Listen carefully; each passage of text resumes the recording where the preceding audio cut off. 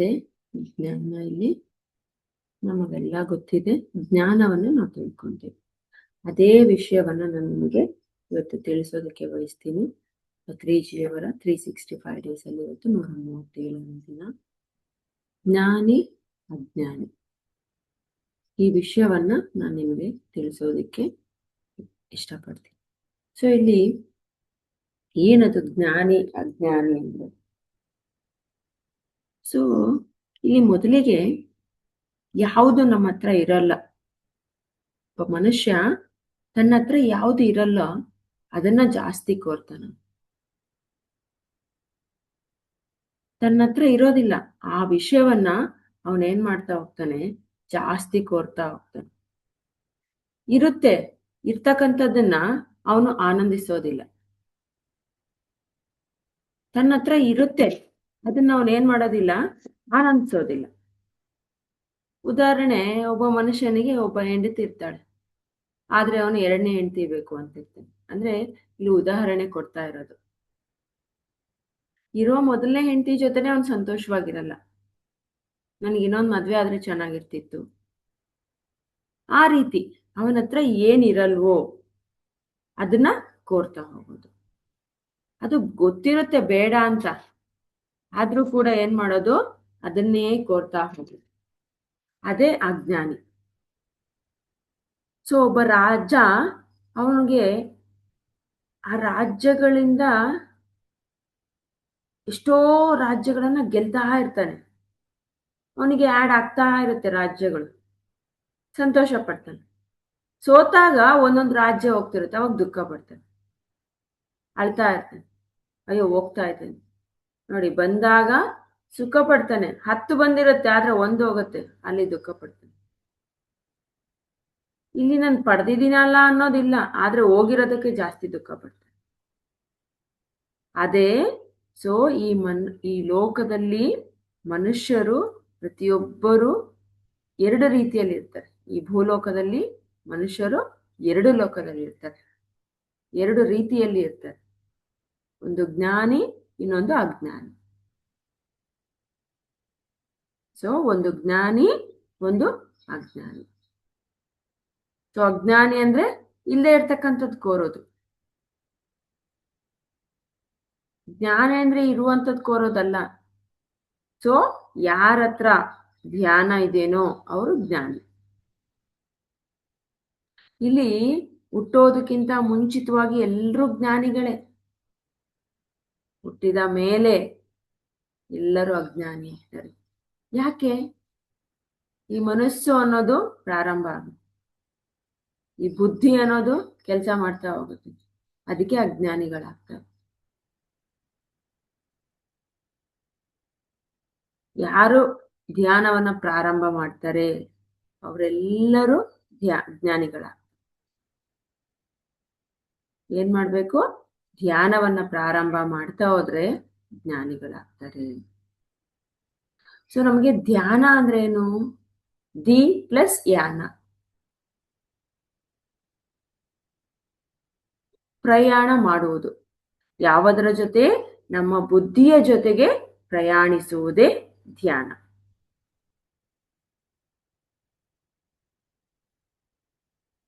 ನಾವು ಯಾವಾಗ ಬುದ್ಧಿಯ ಜೊತೆಗೆ ಪ್ರಯಾಣಿಸ್ತೀವಿ ಆವಾಗ ನಾವು ಜ್ಞಾನಿ ಆಗ್ತೀವಿ. ಅಂದ್ರೆ ಆ ಬುದ್ಧಿಯಿಂದ ಮಾತನಾಡೋದು, ಬುದ್ಧಿಯಿಂದ ಆಲೋಚನೆ ಮಾಡೋದು, ಆ ಬುದ್ಧಿಯಿಂದ ಏನ್ ಮಾಡ್ತೀವಿ?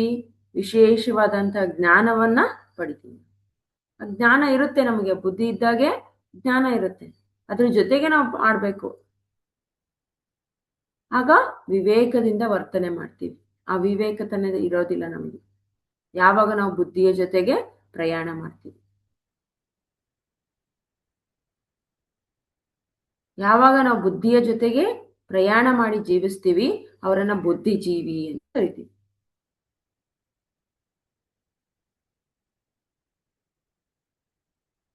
ಎಲ್ಲಾ ಜ್ಞಾನಿಗಳನ್ನ ನಾವೇನಂತ ಕರಿತೀವಿ? ಬುದ್ಧಿಜೀವಿಗಳು ಅಂತ ಕರಿತೀವಿ. ಜ್ಞಾನ ಇರೋನ್ಗೆಲ್ಲ ಏನಂತೀವಿ? ಬುದ್ಧಿಜೀವಿ. ಜ್ಞಾನ ಇಲ್ಲದವನ್ಗೆ ಏನಂತೀವಿ? ಬುದ್ಧಿ ಇಲ್ಲದ ಜೀವಿ ಅಂತ ಕರಿತೀವಿ. ಅವನಿಗೆ ಬುದ್ಧಿ ಇಲ್ಲ. ಸೊ ಯಾರಿಗೆ ಬುದ್ಧಿ ಜ್ಞಾನ ಇರೋದಿಲ್ವೋ ಅವರನ್ನ ಅಜ್ಞಾನಿ ಅಂತೀವಿ. ಯಾಕಂದ್ರೆ ಅಂತ ಅಜ್ಞಾನಿಗೆ ಅವನೇ ಯಾರು ಅಂತ ಗೊತ್ತಿರಲ್ಲ. ಅವನಿಗೆ ತನ್ನನ್ನ ತಾನೇ ತಿಳ್ಕೊಂಡಿರಲ್ಲ ಯಾರು ಅಂತ. ಬರೀ ಬೇರೆ ಹೊರ್ಗಡೆ ಎಲ್ಲ ಯೋಚನೆ ಇರುತ್ತೆ, ಮೊದಲು ತನ್ನ ಬಗ್ಗೆ ತನಗೆ ಅರಿವಿರಲ್ಲ. ಅಂತವನ್ನ ಅಜ್ಞಾನಿ ಅಂತ ಕರಿತೀವಿ. ಯಾರಿಗೆ ತನ್ನ ಬಗ್ಗೆ ತನ್ನ ಮಾತಿನ ಬಗ್ಗೆ ಜಾಗ್ರತೆ ಎಲ್ಲ ಇರುತ್ತೆ ಅವನ ಜ್ಞಾನಿ ಅಂತೀವಿ. ಯಾಕಂದ್ರೆ ಅವನು ತನ್ನ ಬುದ್ಧಿಯ ಜೊತೆಗೆ ಜೀವಿಸ್ತಾ ಇರ್ತಾನೆ. ಅದಕ್ಕೆ ಹೇಳ್ತೀವಿ ನಾವು, ನೋಡಿ, ಒಬ್ಬ ಜ್ಞಾನಿ ಹತ್ರ ಉದಾಹರಣೆ ಏನೋ ಒಂದು, ಇವಾಗ ಉದಾಹರಣೆ ಯಾರೋ ಒಬ್ರು ಹೇಳ್ತಾ ಇರ್ತಾರೆ, ನೀನು ಅವನ ಹತ್ರ ಮಾತಾಡ್ಬೇಕಂದ್ರೆ ಜಾಗ್ರತೆಯಿಂದ ಮಾತಾಡು ಅಂತ ಹೇಳ್ತಾರೆ. ಯಾಕೆಂದ್ರೆ ಅವನು ಜ್ಞಾನಿಯಾಗಿರ್ತಾನೆ. ನೀವು ಅವ್ರ ಹತ್ರ ಏನೇನೋ ಕೇಳೋದಕ್ಕೆ ಆಗಲ್ಲ. ಉದಾಹರಣೆ, ಪತ್ರಿಜಿಯವರಿದ್ರು, ನಾವು ಅವ್ರ ಹತ್ರ ಹೋಗಿ ಏನಾದ್ರೂ ಏನ್ ಬೇಕಾದ್ರೂ ಕೇಳಕ್ ಆಗ್ತಿತ್ತ? ಯಾಕಂದ್ರೆ ಅವ್ರು ಒಬ್ಬ ದೊಡ್ಡ ಜ್ಞಾನಿ. ಸೊ ಆ ರೀತಿಯಲ್ಲಿ ಕೇಳಿದ್ರೆ ನೀವು ಓಡೋದ್ ಕಳಿಸ್ತಾ ಇದ್ರು. ಅವ್ರ ಹತ್ರ ಯಾವಾಗ ಅವಶ್ಯಕತೆ ಇರುತ್ತೆ ಅವಾಗ ಮಾತ್ರ ಮಾತಾಡಕ್ ಆಗ್ತಿತ್ತು, ಬಾಯಿ ತೆಗಿಯಕ್ ಆಗ್ತಿತ್ತು. ಇಲ್ಲ ಅಂದ್ರೆ ಅವ್ರ ಹತ್ರ ನಾವಿದ್ರು ಪ್ರಶ್ನೆ ಕೇಳ್ಬೇಕು ಅಂತಿದ್ರು ಕೂಡ ಕೇಳಕ್ ಆಗ್ತಿರ್ಲಿಲ್ಲ. ಅಂತವರನ್ನ ನಾವು ಜ್ಞಾನಿ ಅಂತ ಕರಿತೀವಿ. ಅನವಸರವಾಗಿ ಬಾಯಿ ಕೂಡ ಓಪನ್ ಆಗಲ್ಲ. ಅದು ಬುದ್ಧಿ ಜ್ಞಾನ ಇರ್ತಕ್ಕಂಥ ಒಬ್ಬ ದೊಡ್ಡ ಜ್ಞಾನಿ. ಆ ಜ್ಞಾನಿ ಹತ್ರ ಏನ್ ಮಾಡ್ಬೇಕು? ಜಾಗ್ರತೆಯಿಂದ ಮಾತನಾಡ್ಬೇಕಾಗುತ್ತೆ. ಇಲ್ಲಿ ಜ್ಞಾನಿ ಅಜ್ಞಾನಿ, ಅದಕ್ಕೆ ಇಲ್ಲಿ ಗುರುಗಳು ಪತ್ರೀಸರು ಹೇಳ್ತಾರೆ. ಸೊ 1981 ಪತ್ರಿಜಿಯವರು ಅವ್ರ ಗುರುಗಳಿಂದ ಒಂದು ವಾಕ್ಯವನ್ನ ಕೇಳಿದ್ರಂತೆ. ಅವ್ರು ಈ ರೀತಿಯಾಗಿ ಹೇಳ್ತಾರಂತೆ ಅವ್ರ ಗುರುಗಳು: ಲೇನಿದಿ ಕೋರರಾದು, ఉన్నది కాదనరాదు, వస్తుంటే వస్తుంది అని సంబరపడరాదు, పోతుంది ಅಂದ್ರೆ పోతుంటే పోతుంది అని ఏడవరాదు, ಬಾಧಪಡರಾದು. ನೋಡಿ, ಲೇನಿದಿ ಕೋರರಾದು, ಇಲ್ದೇ ಇರ್ತಕ್ಕಂಥದ್ದು ಕೋರ್ಬಾರ್ದು. ನಮಗದಿಲ್ಲ ಅಂದ್ರೆ ಅದನ್ನ ಕೇಳಲೇಬಾರ್ದು. ನಾವು ನಮ್ಮ ಹತ್ರ ಇದೆ ಅದು ಬೇಡ ಅಂತ ಹೇಳ್ಬಾರ್ದು. ಉನ್ನದಿ ಕಾದನರಾದು, ನನ್ನ ಹತ್ರ ಇದೆ ಅದನ್ನ ನಾವು ಬೇಡ ಅನ್ಬಾರ್ದು. ವಸ್ತುಂಟೆ ವಸ್ತುಂದಿ అని ಸಂಬರ ಪಡರಾದು, ಬರ್ತಾ ಇದೆ ನನಗೆ ಬರ್ತಿದೆ ಅಂತ ಸಂಬರ ಪಡಬಾರ್ದು ನಾವು. పోతుంటే పోతుంది అని ಬಾಧಪಡರಾದು, ಹೋಗ್ತಿದ್ರೆ ನನ್ನಿಂದ ಹೋಗ್ತಿದೆ ಅಂತ ಬಾಧ ಅಂದ್ರೆ ದುಃಖ ಇರಬಾರ್ದು. ಅಲ್ಲಿ ನಾನು ಮೊದಲಿಗೆ ಅದೇ ಹೇಳಿದ್ದು, ರಾಜ ಬರ್ತಿದೆ ಅಂತ ಸಂತೋಷ ಪಡ್ತಿದ್ದ, ರಾಜ್ಯಗಳು ಹೋಗ್ತಿದೆ ಅಂತ ದುಃಖ ಪಡ್ತಿದ್ದ. ಅದು ಅಜ್ಞಾನಿ. ನಮ್ಮ ಹತ್ರ ಇದ್ರೂ ಇಲ್ದೇ ಇರಂಗಿರ್ಬೇಕು. ಇದ್ರೂ ಇದೆ ಅಂತ ಅನ್ಬಾರ್ದು, ಬೇಡ ಅನ್ಬಾರ್ದು. ಹೋಗ್ತಿದ್ರೆ ನನ್ನ ಹತ್ರ ಇಲ್ಲ ಅಂದ್ರೆ ಅಯ್ಯೋ ನನ್ನ ಹತ್ರ ಇಲ್ಲ ಅಂತಾನೂ ಕೇಳಬಾರ್ದು. ಏನೋ ನಂಗೆ ಸಿಕ್ಬಿಡ್ತು ಅಂತ ತುಂಬಾ ಖುಷಿನೂ ಪಡಬಾರ್ದು, ನನಗೆ ಸಿಗ್ಲಿಲ್ಲ ಅಂತ ದುಃಖನೂ ಪಡಬಾರ್ದು. ನಾವು ನೋಡಿ, ಅಷ್ಟು 4 ಸಾಲುಗಳಲ್ಲಿ ಎಷ್ಟು ಅದ್ಭುತವಾದಂತಹ ಜ್ಞಾನವನ್ನ ಇಟ್ಟಿದ್ದಾರೆ. ಇದನ್ನ ಅವರ ಗುರುಗಳು ತಿಳಿಸ್ಕೊಟ್ರಂತೆ ಪತ್ರಿಜಿಯವರಿಗೆ. ಇದನ್ನ ತಿಳಿಸ್ಕೊಟ್ಟು ಅವರು ಒಂದು ಹೇಳ್ತಾರಂತೆ. ಏನ್ ಹೇಳ್ತಾರಂತೆ, ಅವ್ರ ಗುರುಗಳು ಒಂದ್ಸರಿ ಪತ್ರಿಜಿಯವ್ರನ್ನ ಕರೆದ್ಬಿಟ್ಟು, ನಿಮ್ಗೆಲ್ಲ ಗೊತ್ತಿದೆ ಅವ್ರ ಗುರುಗಳು ಸದಾನಂದ ಯೋಗಿಗಳು ಅಂತಲ್ವಾ, ಅವರು ಪತ್ರಿಜಿಯವರನ್ನ ಕರೆದ್ಬಿಟ್ಟು ಹೇಳ್ತಾರಂತೆ, ನಾನು ಹೊರಡೋದಿಕ್ಕೆ ಸಿದ್ಧನಾಗಿದ್ದೇನೆ, ನಂಗೆ ಸಮಾಧಿ ರೆಡಿ ಮಾಡು ಅಂತ ಹೇಳ್ತಾರಂತೆ. ಯಾರನ್ನ? ಪತ್ರಿ ಸರ್ ಅವ್ರನ್ನ ಕರೆದ್ಬಿಟ್ಟು. ಆಗ ಪತ್ರಿ ಸರ್ ಅವರು ಬಂದು ಹೇಳ್ತಾರಂತೆ, ಓಕೆ ಸ್ವಾಮೀಜಿ ಅಂತ ಹೇಳ್ತಾರಂತೆ. ಓಕೆ ಅಂತ ಹೇಳಿರ್ತಾರಲ್ವಾ, ಅದಕ್ಕೆ ಸಮಾಧಿ ರೆಡಿ ಮಾಡ್ಬೇಕಲ್ಲ. ಆಗ ಪತ್ರಿ ಸರ್ ಏನ್ ಮಾಡ್ತಾರಂತೆ, ಎಷ್ಟೋ ಒಂದು ಎಲ್ಲೆಲ್ಲೋ ಜಾಗಗಳು ಅವ್ರಿಗೆ ಸಮಾಧಿ ರೆಡಿ ಮಾಡೋದಕ್ಕೆ ಎಲ್ಲ ಕಡೆ ಹೋಗಿ ಹುಡುಕಿ ಒಂದು ಊರಲ್ಲಿ ಸ್ಥಳ ದೊರಕುತ್ತಂತೆ. ಆ ಸ್ಥಳ ನೋಡಿ ಅದನ್ನ ಅಗದು ರೆಡಿ ಮಾಡಿ ಇಡ್ತಾರೆ. ಆಗ ರೆಡಿ ಮಾಡಿ ತಿರ್ಗಾ ಹೋಗಿ ಅವ್ರ ಗುರುಗಳಿಗೆ ಹೇಳ್ತಾರಂತೆ, ನೀವು ಅಂದ್ಕೊಂಡಂಗೆ ಸಮಾಧಿ ರೆಡಿ ಮಾಡಿದ್ದೀನಿ ಗುರುಗಳೇ ಅಂತ ಹೇಳ್ತಾರೆ.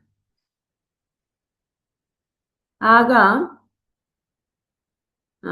ಅವರು ಗುರುಗಳು ಹೇಳ್ತಾರಂತೆ, ಓಕೆ ಸಮಾಧಿ ರೆಡಿ ಆಗಿದೆನಾ, ನಂಗೆ ಒಂದು 15 ದಿನಕ್ಕೆ 4 ಜನರನ್ನ ಕರ್ಕೊಂಬಾ ಅಂತ ಹೇಳ್ತಾರಂತೆ. ಆಮೇಲೆ ನನ್ನ ಶರೀರವನ್ನ ಬಿಡ್ತೀನಿ ಅಂತ ಹೇಳ್ತಾರಂತೆ. ಆಗ ಪತ್ರಿಸರು ಓಕೆ ಅಂತ ಹೇಳ್ತಾರಂತೆ. 15 ದಿನ ಮಟ್ಟಿಗೆ ಒಂದು 4 ಜನರನ್ನ ರೆಡಿ ಮಾಡ್ತಾರಂತೆ. ಅಲ್ಲಿ ಅವ್ರ ಜೊತೆ ಪತ್ರಿಸರು ಕೂಡ ಇರ್ತಾರಂತೆ. ಹೀಗೆ ನೋಡ್ತಾ ನೋಡ್ತಾನೆ ಅವರು ತಮ್ಮ ಕಣ್ಣುಗಳ ಮುಂದೆ, ಪತ್ರಿಸರು ಅವ್ರ ಕಣ್ಣು ಮುಂದೆನೆ ದೇಹವನ್ನ ಬಿಟ್ಟು ಹೊಡ್ತಾರೆ, ಶರೀರ ತ್ಯಾಗ ಮಾಡ್ತಾರೆ. ಸೊ ಅವರು ಅವರ ಮನೆಯಲ್ಲಿ, ಅವರು ಇರ್ತಕ್ಕಂಥ ಸ್ಥಳದಲ್ಲಿ ಶರೀರ ತ್ಯಾಗ ಮಾಡ್ತಾರೆ. ಅವರು ಆ ರೀತಿಯಲ್ಲಿ ಶರೀರ ತ್ಯಾಗ ಅವ್ರ ಕಣ್ಣು ಮುಂದೆನೆ ಆಗುತ್ತೆ. ಅದು ಯಾವಾಗ ಅಂದ್ರೆ 1983 ಮೇ 22. ಸೊ ಅದು ಎಲ್ಲೆಲ್ಲೋ ಹೇಳಿದ್ನಲ್ಲ, ಅವರು ಹುಡುಕ್ತಾರೆ ಒಂದು ಸ್ಥಳ ಅಂದ್ರೆ ನಂದವರಂ, ಎಲ್ರಿಗೂ ಗೊತ್ತಿದೆ ನಮ್ಮ ನಂದವರಂ. ಸೊ ಯಾವಾಗ 1983 ಮೇ 22 ಅವರ ಮುಂದೆ ಅವರ ಕಣ್ಣುಗಳ ಮುಂದೆನೆ ದೇಹ ತ್ಯಾಗ ಮಾಡ್ತಾರೆ. ಆಗ ಅವರನ್ನ ಅಲ್ಲಿ ಸಮಾಧಿ ಮಾಡ್ತಾರೆ. ಆಗ ಪತ್ರಿಸರು ಹೇಳ್ತಾರೆ, ಅವ್ರು ಹೋದ್ರು ಅಂತ ನನಗೇನು ನೋವಿಲ್ಲ, ಯಾಕಂದ್ರೆ ನಾನು ಆಲ್ರೆಡಿ ಜ್ಞಾನಿ ಆಗ್ಬಿಟ್ಟಿದ್ದೆ, ಧ್ಯಾನಕ್ಕೆ ಬಂದಿದ್ದೆ, ನಾನು ಜ್ಞಾನಿ ಅಲ್ವೇ. ಅಯ್ಯೋ ನನ್ನ ಗುರುಗಳು ಹೋದ್ರು ಅಂತ ನನಗೇನಾದ್ರೂ ನೋವಾಗತ್ತಾ? ನೋವಾಗಲ್ಲ, ಯಾಕಂದ್ರೆ ನಾನು ಒಬ್ಬ ದೊಡ್ಡ ಜ್ಞಾನಿ. ಅವ್ರ ಕೆಲಸ ಮುಗ್ದಿದೆ, ಅವ್ರು ಹೋಗಿದ್ದಾರೆ ಅಷ್ಟೇ. ಸೊ ಇಲ್ಲಿ ಅವರು ಅವರ ಕಣ್ಣ ಮುಂದೆನೆ ದೇಹ ತ್ಯಾಗ ಮಾಡ್ತಾರೆ. ನೋಡಿ ಎಷ್ಟು ಆ ಸ್ವೀಕರಿಸುವ ಭಾವನೆ ಆ ಜ್ಞಾನಿಗೆ ಮಾತ್ರ ಸಾಧ್ಯ ಅಂತ ಹೇಳ್ತಾರೆ. ಆಗ ನಾವು ಇಲ್ಲಿ ತಿಳ್ಬೇಕಾಗಿರೋದು, ನಮ್ಮ ಗುರುಗಳು ಹೇಳೋದು, ಜ್ಞಾನಿ ಅಂದ್ರೆ ಯಾವ ರೀತಿ ಇರ್ತಾನೆ. ಹಾಗೆ ನೋಡಿ 1983ರಲ್ಲಿ ಅವ್ರ ಗುರುಗಳು ಹೋದ್ರು. ಹಾಗೆ 1993ರಲ್ಲಿ ಅವರ ತಂದೆ ಕೂಡ ದೇಹ ತ್ಯಾಗ ಮಾಡ್ತಾರೆ, ಪತ್ರಿಸರ್ ಅವರ ತಂದೆ. ಅವಾಗ ಹೇಳ್ತಾರೆ, ಅವ್ರದ್ದು ಕೆಲಸ ಮುಗೀತು, ಭೂಮಿಯಿಂದ ಹೊರಟೋದ್ರು ಅಷ್ಟೇ. ಆಮೇಲೆ 2006ರಲ್ಲಿ ಪತ್ರಿಸರ್ ಅವರ ತಾಯಿ ಕೂಡ ದೇಹ ತ್ಯಾಗ ಮಾಡ್ತಾರೆ ಅಷ್ಟೇ. ಹೇಳ್ತಾರೆ, ಅವ್ರದ್ದು ಕೆಲಸ ಮುಗೀತು, ಹೊರಟೋದ್ರು. ನಾನು ಅಳ್ತಾ ಕೂತ್ರೆ ಅಜ್ಞಾನಿ ಆಗ್ತೀನಿ. ನಾನು ಅಜ್ಞಾನಿ ಅಲ್ಲ, ಅಜ್ಞಾನಿ. ನನ್ನ ಪಾಮರ ಅಲ್ಲ, ಪಂಡಿತ ಅಂತ ಹೇಳ್ತಿದ್ದಾರೆ ಸರ್. ಸೊ ಅವ್ರದ್ದು ಕೆಲಸ ಮುಗೀತು ಈ ಭೂಲೋಕದಲ್ಲಿ, ಅವರು ಈ ಭೂಲೋಕದಿಂದ ಹೊರಟಿದ್ದಾರೆ ಅಷ್ಟೇನೆ, ಈ ದೇಹವನ್ನ ಬಿಟ್ಟು ಹೊರಟಿದ್ದಾರೆ. ನಾನು ಯಾಕೆ ಅಳಬೇಕು? ನಾನು ಅಜ್ಞಾನಿ ಅಲ್ಲ, ಅಜ್ಞಾನಿ.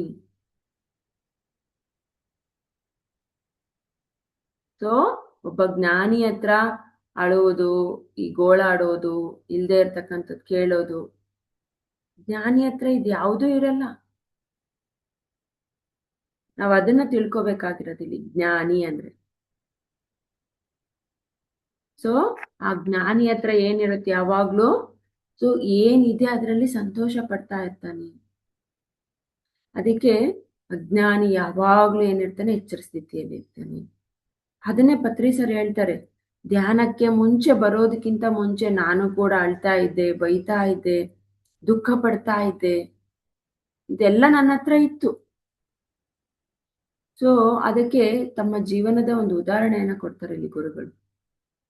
ಅವರು ಮದುವೆ ಆದ ನಂತರ ಮೊದಲ ಪಾಪು, ಸೊ ಮೇಡಮ್ಮು ಮೊದಲ ಪಾಪು ಗಂಡು ಪಾಪು ಆಗಿರುತ್ತೆ. ಅದು ಡೆಲಿವರಿ ಆಗಿ 6 ದಿನಕ್ಕೆ ಆ ಮಗು ಹೊರಟೋಗುತ್ತೆ, ಅಂದ್ರೆ ದೇಹ ಬಿಟ್ಟು ಹೋಗುತ್ತೆ ಆ ಮಗು. ಆಗ ಪತ್ರಿಸರು ಮೇಡಮ್ಮು ತುಂಬಾ ಹತ್ತಿದಾರಂತೆ.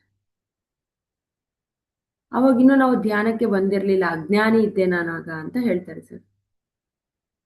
ಸೊ ಮದುವೆಯಾಗಿ ಮೊದಲನೇ ಮಗು ಈ ರೀತಿ ಆದಾಗ ನಾನು ಅಜ್ಞಾನಿಯಾಗಿದ್ದೆ, ಧ್ಯಾನ ಇನ್ನೂ ಇರ್ಲಿಲ್ಲ ನನಗೆ, ಅದಕ್ಕೆ ನಾನು ಅವಾಗ ತುಂಬಾ ಹತ್ತಿದ್ದೆ ಅಂತ ಹೇಳ್ತಿದ್ದೆ.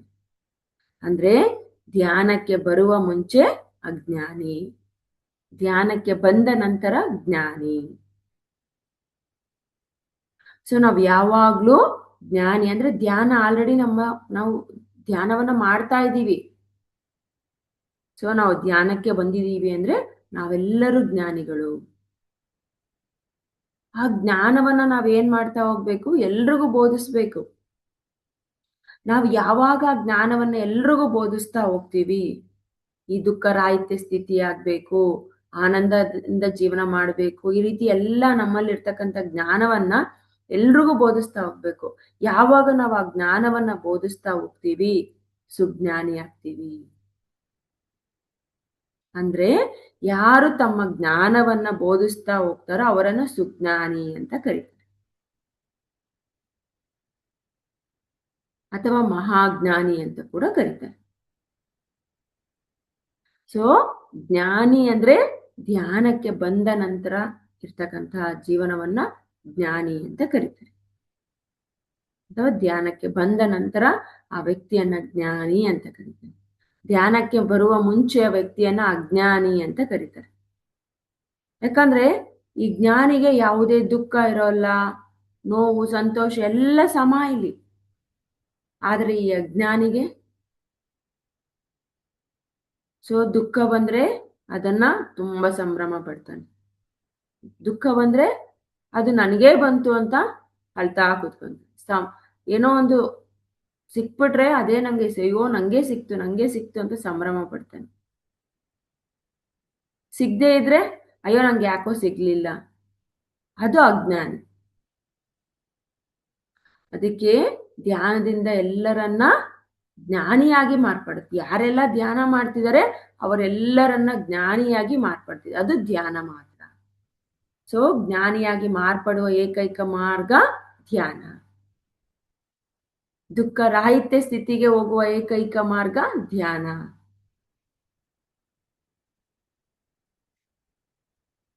ನೋಡಿ, ಸೊ ನಾವು ಜ್ಞಾನಿಯಾಗಿ ಮಾರ್ಪಡ್ಬೇಕು ಅಂದ್ರೆ ಧ್ಯಾನ ಸಾಧನೆ ಇರಬೇಕು ನಮ್ಮಲ್ಲಿ.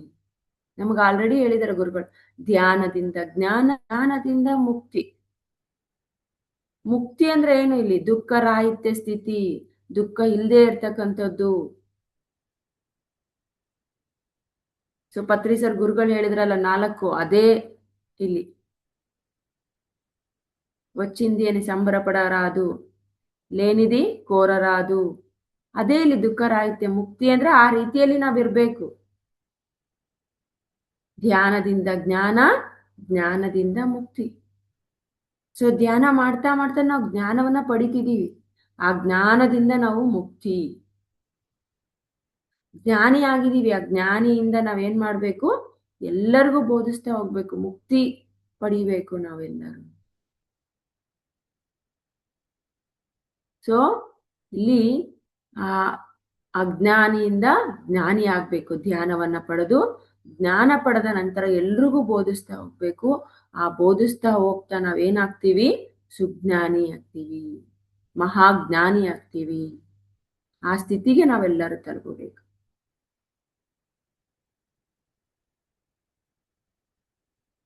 ಸೊ ಜ್ಞಾನಿ, ಅಜ್ಞಾನಿ, ಸುಜ್ಞಾನಿ.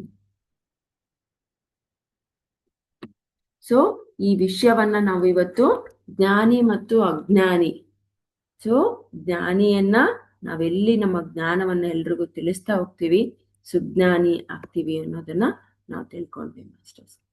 So thank you very much masters.